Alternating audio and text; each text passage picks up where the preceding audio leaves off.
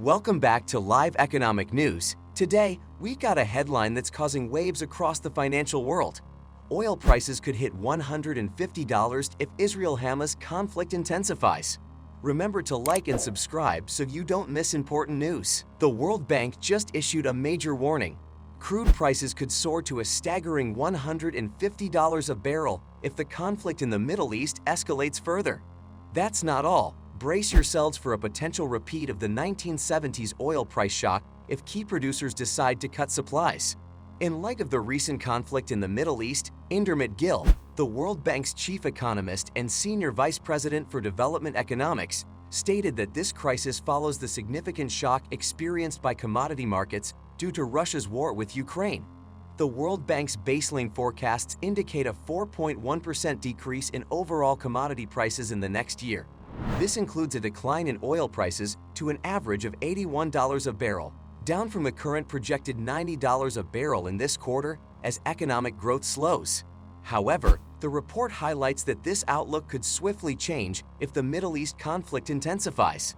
In a worst-case scenario, a reduction in global oil supply by 6 million to 8 million barrels a day, particularly if leading Arab producers like Saudi Arabia reduce exports, could drive prices to a range of $140 to $157 a barrel. The report also suggests that under small and medium disruption scenarios, prices could reach $102 to $121 a barrel. Currently, global oil demand stands at about 102 million barrels per day. In the ever-shifting tapestry of global markets, European gas prices have recently danced to the highest melodies heard since March. Traders, like astute sorcerers, held their breath in anticipation of disruptions that might cast shadows upon global supplies. Meanwhile, the mystical realm of oil markets remained oddly unperturbed, a curious tale indeed. Behold, the fabled benchmark Brent, a luminary in the kingdom of commodities, witnessed a graceful descent of more than 3% to approximately $87 a barrel. This, after a momentary ascent beyond $89, was sparked by the outbreak of the latest conflict. A memory, like an ancient prophecy, whispered of a time in 2008 when crude prices soared to a legendary $147 a barrel, heralding the onset of the global financial crisis. Enter the wise sages of the World Bank. Their knowledge is woven into the fabric of time. They proclaim that our world, unlike the days of yore in October 1973, stands resilient against supply shocks. In that fateful era, Arab members of OPEC wielded their power, cutting exports to nations that supported Israel in the Yom Kippur War, causing crude prices to quadruple. Yet, the sands of time have shifted. The Middle East, once a formidable titan in the realm of global oil exports, has seen its influence wane. Now, it accounts for a humble 30% of supply, a mere echo of its former glory at 37% in the 1970s. Amidst the whispers of these digital chronicles, a seer named Gill, in communion with the Financial Times, forewarns of a dark prophecy. Should the conflict escalate, giving birth to a relentless surge in commodity prices, a malevolent force known as another wave of inflation shall be unleashed upon the lands. The guardians of wealth, the central bankers, would be compelled to take action, their watchful eyes casting spells of vigilance upon the economic realms. Israel is at war. We didn't want this war. It was forced upon us in the most brutal and savage way. In the heat of conflict, the words of Israeli Prime Minister Benjamin Netanyahu resounded like thunder, echoing across the war-torn skies of Gaza, defiant and resolute. He declared on that fateful Monday that Israel would not yield to the whispers of peace, for in the scriptures there is a time prescribed for harmony, but in the present, he proclaimed, this is a time for war. Amidst the chaos, a voice from the shadows emerged, a spokesperson for Hamas, the steadfast resistance. In the face of Israel's relentless advance, they stood firm, claiming that Gaza remained unconquered, except for a few pockets where the invaders tread lightly. Yet, their words could not mask the dire truth. The humanitarian fabric of the enclave was unraveling, a catastrophe unfolding in the shadows of conflict. The Israel Defense Forces, shrouded in mystery, held their secrets close. While the specifics of their advancement remained veiled, the signs were etched in the sand, a relentless march forward. CNN's valiant crews, amidst the dust and uncertainty, witnessed the ominous silhouette of armored personnel carriers, forging ahead beyond the border fence, marking the land with the footprints of war. In the somber corridors of the United Nations, a dire plea echoes, uttered by Philip Lazzarini, the stalwart leader of the UN Agency for Palestinian Refugees. The call of the Israeli forces to move more than 1 million civilians living in northern Gaza within 24 hours is horrendous. With a heavy heart, he warns that the call for an immediate humanitarian ceasefire has transcended the realm of urgency. It has become the thin thread between life and death for millions. In the mosaic of his words, he paints a chilling picture where the destinies of Palestinians and Israelis hang in the balance, swaying with the winds of conflict. What's important now is that the international community needs to show its solidarity with Israel. We have Israel's back fully as the United States. During this chaos, Lazzarini's voice, laden with concern, reverberates in an emergency meeting of the UN Security Council.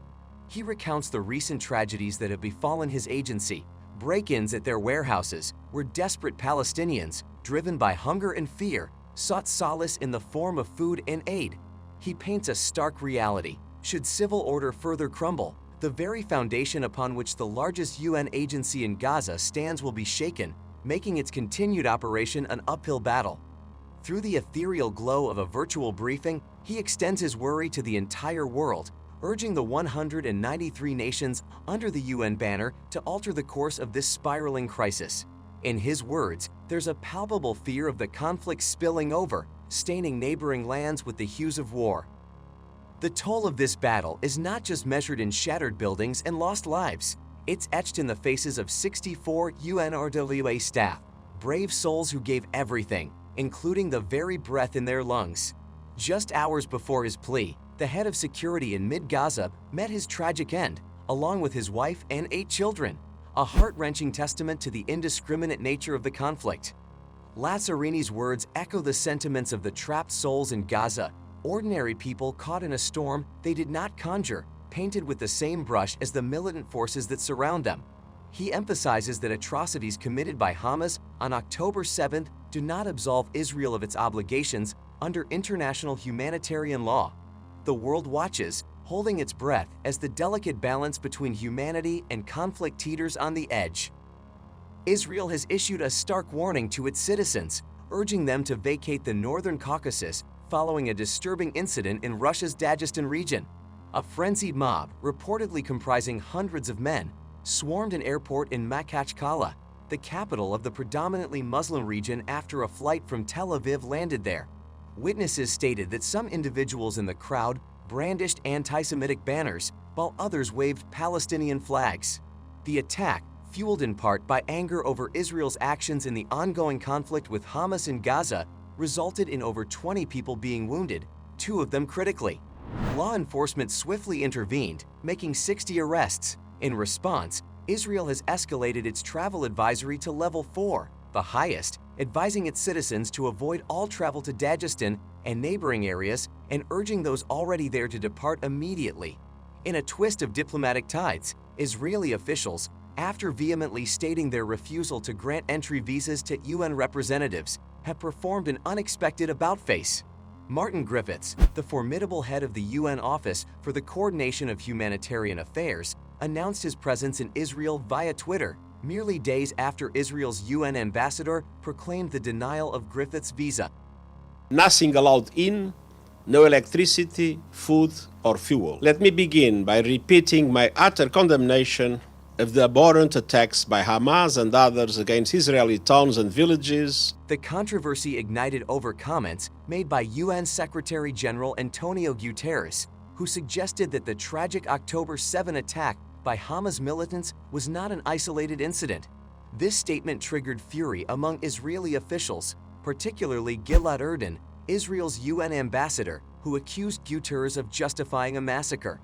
Erdan even called for Guterres' resignation and declared Israel's decision to withhold visas from UN representatives.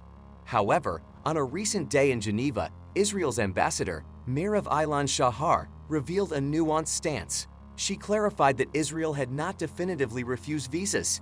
Instead, they were evaluating the situation pragmatically, acknowledging the UN's need to be present. Confirming Griffith's entry, she mentioned the arrival of other officials, including Han Kluge, the regional head of the World Health Organization. Yet, Aylan Shahar's frustration was palpable.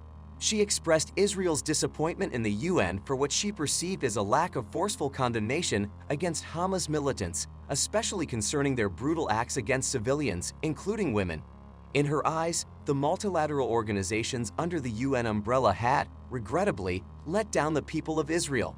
The situation remains delicate, with tensions simmering beneath the surface of diplomatic exchanges. Now, we want to hear from you.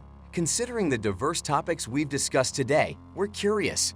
What are your thoughts on the current state of international relations and the challenges faced by nations across the globe? Do you have any questions or perspectives you'd like to share with us? Feel free to drop your thoughts in the comments below. Once again, thank you for being a part of our community. Don't forget to like, subscribe, and stay tuned for more thought-provoking content. Until next time, take care and stay curious.